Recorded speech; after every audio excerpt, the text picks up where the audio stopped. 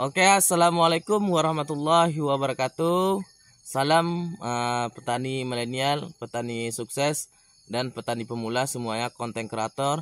Mudah-mudahan apa yang kita sampaikan ini bermanfaat bagi para petani-petani kelapa sawit.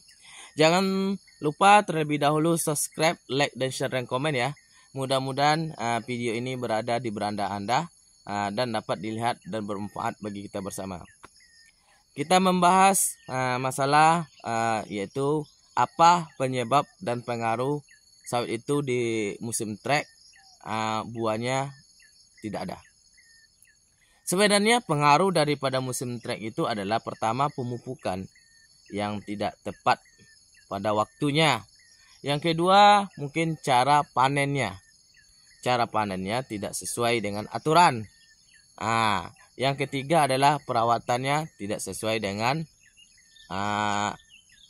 yang digunakan pada waktu ketika musim kemarau. Oke, kita bahas di sini adalah yaitu cara pemupukan yang dilakukan pada musim kemarau. Itu banyak di antara kita para petani-petani pemula, apalagi kekurangan isi kantong. Jadi mereka tidak mau memupuk pada musim kemarau. Karena apa penyebabnya? Karena pupuk itu akan sia-sia, akan menguap, akan hilang dibawa oleh uapan atau angin tersebut. Ya, saya tidak tahulah gimana pemahaman mereka seperti itu. Kalau adik petani, yaitu adik petani lakukan pemupukan di musim kemarau kalau jadwalnya udah waktunya. Tidak pakai tunda-tunda. Ada buktinya seperti di samping ini buahnya dan video-video yang berikutnya. Yang kedua itu cara panennya. Ada yang memanen itu rotasi 10 hari, ada yang memanen rotasi 15 hari, ada yang memanen rotasi 1 bulan. Memanen rotasi 10 hari itu minimal ngambil buahnya itu yang matang, yang betul-betul merah dan berondol.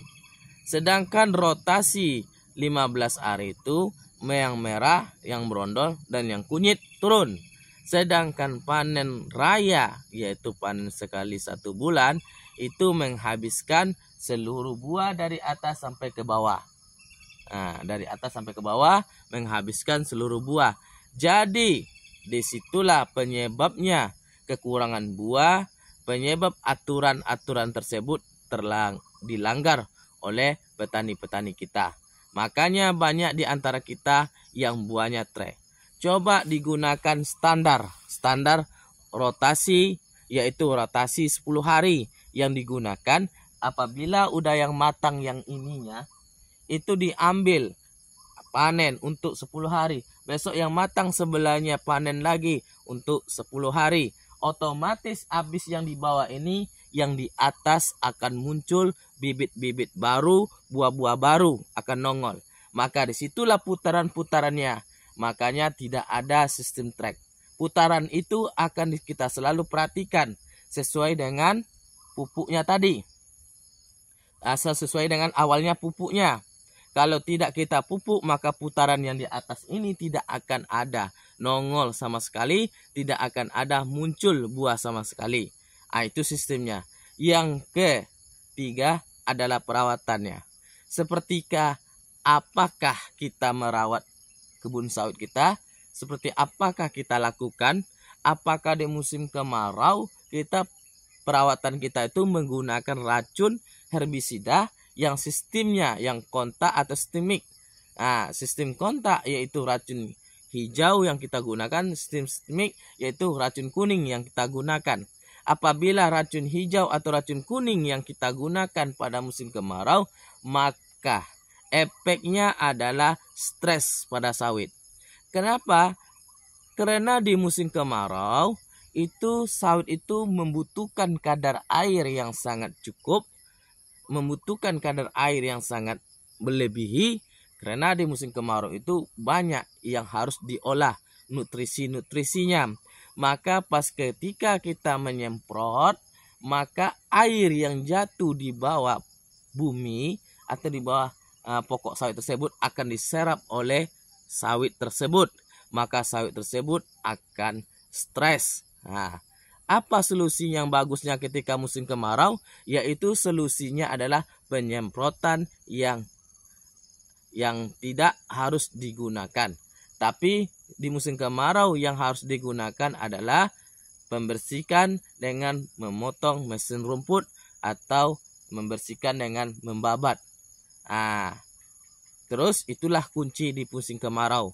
Setelah selesai musim kemarau, di waktu musim hujan datang, gunakanlah penyemprotan sesuai dengan aturan dan anjuran supaya sawit itu tidak stres. Kenapa di anjuran penyemprotan digunakan di musim hujan? Karena kadar air di musim hujan itu melimpah.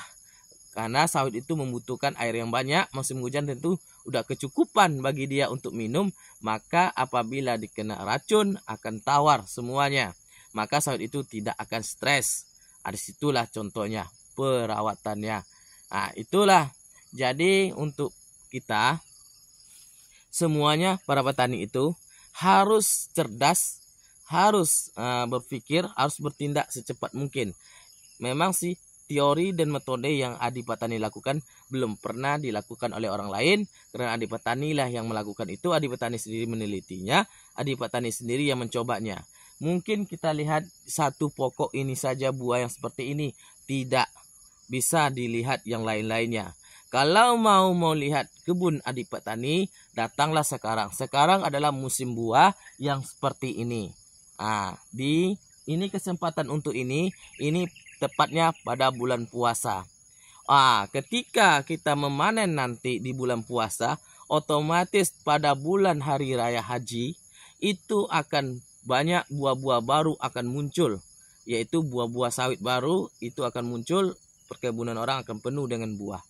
Di sini bukan Adi Petani mengatakan, kan udah ada Adi Petani bilangin 80% sawit Adi Petani berbuah, yang 20%-nya tidak berbuah. Bukan dikatakan tidak berbuah, cuman buahnya lambat.